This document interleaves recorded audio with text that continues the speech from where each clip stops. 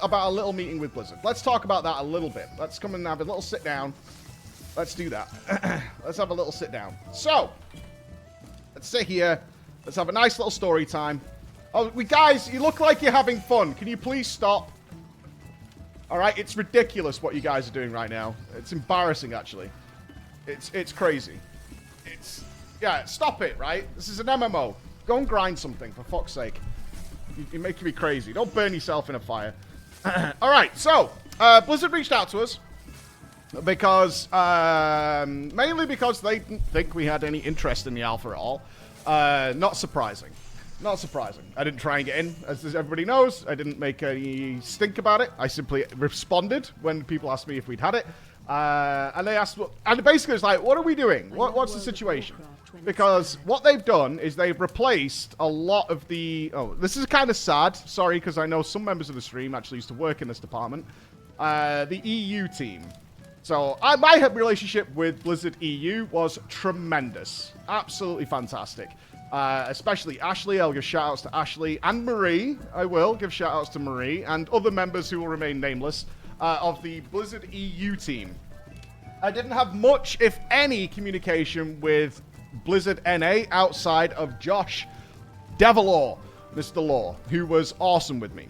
Especially, I think we got to, well, Josh would probably accept this as well, is we had a rough start because of Twitter comments. The basis for all relationships, of Twitter comments. But when we met face-to-face, we sorted that stuff out, and from then, we got in a good place. I even eventually ended up, in my opinion, in a good place with Mr. Ian Hazakostas, because, as you know, there are some stories of, which my perspective on it is that Ian tried to avoid the fuck out of me the first time we met in person, and desperately tried to get away from me, and was probably under the impression, based on, and I'm so sad that I have to tell this, MMO champion threads. I'm not surprised that Ian does not have time to sit regularly and watch videos that are like 20 minutes long, which is generally how I like to make my content, so hopefully my messages are received loud and clear. But after our first meeting, where it was, I stopped him, I chased him, essentially. Not in like a sprint, but I walked fast to the opposite direction he was trying to walk away from me. And had a good conversation. Brief, but a very good conversation. Very positive. It was, in fact, following the Legion BlizzCon announcement. Which, if everybody remembers the Legion BlizzCon announcement, it was extremely positive, and it looked awesome. And we saw a guy have a flail for the first time in World of Warcraft, which was awesome. We had all kinds of cool announcements. It was about Legion going forward. So it had the Mage Tower announcement and things of that nature. It was really good. And after that, I got snuck in to a meeting with Ian. I got snuck in. He did not know I was going to be there, but Law set it up. Again, big cuddles to Law. This is how these things work. If you resolve things, you can get things happening. And I was snuck into a meeting with Ian, which went very, very, very, very well. And in which Ian stopped me as we were leaving the interview to say, I want you to know, I have never turned down an interview, okay, with you. Which is totally true. And anybody who's ever worked with Ian will know he will talk to anybody. And recently spoke to Asmongold even. And he never turned down an interview, but we believe the PR team put the wall up between me and talking to Ian. Because it was very, very strange. I was the biggest World of Warcraft YouTuber in the world for a long time and could not talk to Blizzard. It was very bizarre. But either way, we resolved it, and then we went on to have several good discussions with Ian on stream. Even got to the point where they asked me directly. It's like, hey, we need to talk about something. Can we do it with you? We had a very, very good relationship. Okay. So, that's where we were at. Anyway, that EU team is now gone, unfortunately. I talked about this a few times on stream. They were told it was going away. They're gone. So, there's a new team in charge over at Blizzard in dealing with streamers and whatnot and all those kind of things. Now, interestingly enough, I've worked with one of them in the past because there's a very solid dude, which was amazing. And so they reached out to us. Yes, they've worked with us in the past on some projects, and they know of us and things like that. So, we reached out, and a very good part of that conversation was that all the recent, I want to say drama, but it's really like, I don't know, like 600 people out of the world making a big old fucking fuss about me not having the alpha, which wasn't me. They recognized that. They're like, yeah, we know it's not you. We know it's these tribalism Andes that are fucking crazy and talking all shit. So that was a good start. So they said, can we sit down and have a meeting and let's get square with where we are right now, which is a very professional thing to do. That's what a business would do. It's like, let's hash this out and see where we are. Where do we stand? So I had that meeting, and it was really good because it was very focused on repairing bridges with a lot of people they've upset with BFA and Shadowlands, right? That's where Blizzard's at and what they want to do, and it's the good thing to be doing. We need to repair this. We've made some enemies. We've made people angry. We need to fix this, and that's their job. Not a particularly easy job for those guys to tackle, but that's what they want to do. It's like, yeah, we fucked a lot of our player base off. People look at it from streamers, but we've seen from the numbers, we looked at them last week, it's like barely anybody's playing Sepulchre. In comparison to Wrath, the Burning Crusade Classic, it is like 1/10 of the people is playing that retail content for a variety of reasons. We don't know the sub numbers or whatever, but clearly, I think we can all agree, in general, even if you liked it, Shadowlands has not been successful. About us, it's been less successful than me in Final Fantasy XIV. So, they want to repair that bridge and see where we're at. And if we can mend that in some way, that would be beneficial for everybody, because I would like to enjoy World of Warcraft again. I've said that in the same video, right? TBC is popping off. Yeah, TBC is doing exactly what we suspected would happen, is it's moved everybody over because they don't like the current product, which is fine for Blizz because they're still earning money, but their current product should be #1, ideally. So they want to repair that in some way. Now, one thing we talked about in this meeting is, I can't give too much away because obviously there's some private stuff there, but about further things we'd like to do if I like it, if it's cool. Some projects that we could do, maybe some interviews or something like that, about the change in philosophy at Blizzard. Now, this is why we're going to try Dragonflight Alpha. I want to be totally clear on this. This is what I'm interested in. I don't really give a fuck about dragon riding. I'm not going to lose my cum about swooshes and swaps. It's probably pretty fun. I probably don't care much outside of trying it out, right? Talent trees. Sure. You know, that's fun and stuff like that. But, I mean, ultimately, there's going to be like 6 or 7 loadouts that we're going to be utilizing. It's going to be really fun short term. But how does it play out into the future? My biggest thing that we're looking for here when going into the Dragonflight Alpha is actions, not words. So I hope I can make this as clear as possible for the crazy people out there. There has been a noticeable change of philosophy at Blizzard in terms of World of Warcraft. On paper. That's the bit. On paper, there is a clear philosophical difference in how they're trying to run World of Warcraft now. And that deserves a look. Because the reason we left, as clear as I could have said it in that video, although no one listened to it, is that it felt like they resented the player, that they really didn't want you to, they were angry at the player base. They wanted their way or the highway. And your disapproving opinion is of no consequence to them because we're making this and you should enjoy it. And if you don't play it, then fuck you, because we're going to make you play it, right? So that's what we had throughout BFA and Shadowlands, is it doesn't fucking matter if you don't like what you're doing. You're going to fucking play it because we're going to make you play it.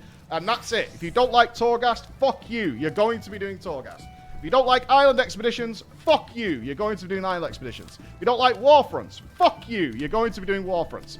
That's what we had for a really long time, and you're going to grind this shit out, and you're going to enjoy it, and you're going to like it, and that's what we had. So, Dragonflight has been made a big point about we're changing direction. We're going in a different way. We're not going to do that. That's interesting for me to check out, because that's the bit I care about, is where is the direction of the game going? Are they going to stick to their guns? I have huge amount of fear that the current player base will not like it, because they very much, whoever's remaining is used to that kind of gameplay.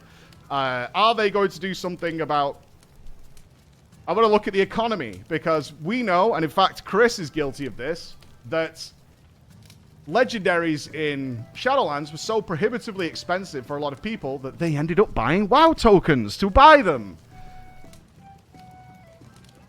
After Diablo Immortal, that makes me a little fucking like, So they have this new profession system coming in, right? Yeah, Chris bought one because he couldn't afford his legendary item, so he had to buy a WoW token in order to get it, right? So that kind of stuff is really kind of not cool. Oh, he's coming in. What? Well, we're talking about WoW tokens, right? You bought WoW tokens to buy your WoW Legendary item, correct? So when the tier 6 ones came, I think it was tier 6? The last tier for... Yeah. I don't have it, I know that. Yeah, so when the new ones came in, they were so expensive. And it was the new legendaries, so it was the Covenant legendaries. So, and it's not like I'm boosting people, so I don't have the sort of gold that you. So short of doing like full on playing the auction house or going full into professions, which is a lot of time investment, really the only option is a WoW token. Exactly. That's the kind of stuff I'm really looking to investigate. Yeah. No, that's terrible. That's not what we want. We don't want items in game that are like, you kind of need it, but the only way to get it if you're an average player is to do that kind of stuff. Okay. That's how it is for you? Yeah, that's how it was for a lot of people. Like, yeah, I could run around with millions of gold or whatever, but, I mean, I didn't earn really or do much other than that. We boosted people in raids. I just played my game normally and ended up with millions of gold. And other people sorted that out for me. So that's the kind of stuff I'm really interested in. That's what we're going to be checking out. It's always going to be fun to look at the new classes and stuff, but I'm interested in how the mentality has changed, how the philosophy has changed, and if I still feel as though the game is resenting the player. All right, flask potions, armor kits, yeah, all that kind of stuff is like, it just became so... It felt anti-consumer. I think that if I could take a word from Mr. John Total Biscuit Bane, it felt anti-consumer at that point. I quit because I couldn't afford my Lego. Exactly. I think these are the things that the players that have left, including myself, are more interested in. I might be wrong, but for me, that's what I think players are more interested in. Are you going to abuse my time? Are you going to try and abuse my wallet? Are you going to do things that literally make me fucking angry to play?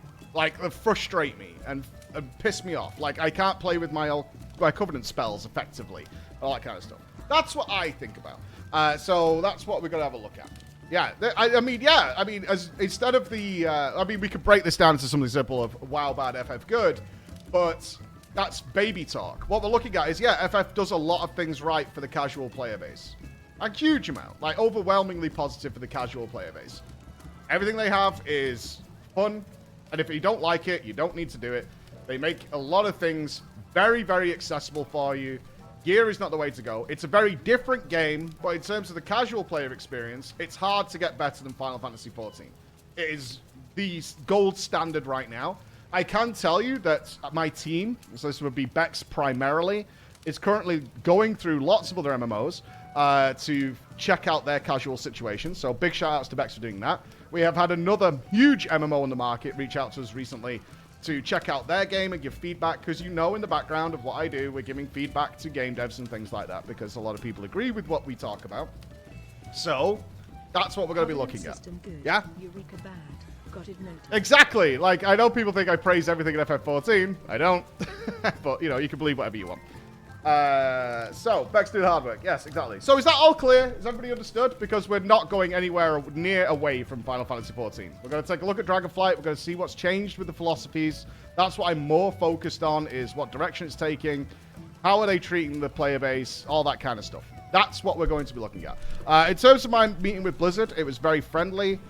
We talked a lot about a lot of stuff which is all up in the air in concept ideas. That won't materialize for a very long time, if ever. So, I don't want to get too into that. All I can say is that we, as far as I can tell, my relationship with Blizzard is absolutely spot on.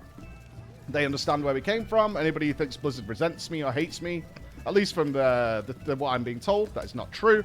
And no, I did not get the Dragonflight Alpha because of experience potions. Let's get that clear. Okay? There we go. I would like to run a party in World of Warcraft. Unfortunately, unless something's changed, the game simply can't load enough. It would phase everybody onto a different server if we tried to do it. I would love to try and do a World of Warcraft event like that, but it would literally just make all of you disappear to a different realm. Right? It would disappear, you know what I mean? That was how it would work. Yeah, no emotes either, no chilling, no pigs hiding in the trees. Yeah, there we go. Comes out of it. There we go. Opening Moogle mail. Yes, it would not happen. All right? Looking good. Lots of articles. Mike said 14, RP too much quitting 14. Going back to WoW. There you go. There you go. Yeah, all true. Isn't sharding disabled in RP realms? I think there's some difference on RP realms, but people wouldn't... I don't think we could get as many people to swap. Not to recreate something the likes of what we've done in Final Fantasy XIV, and will continue to do in Final Fantasy XIV. Nothing even close. Like, it just... I don't even know what the server would be like. It'd be interesting to test at some point what the server would be like. But, we'll see. We'll see. What I hear you saying is Blizzard needs to pay me to drop the game. Yeah, Blizzard is not paying me at all. No. Blizzard is not paying me. Alright, let's go,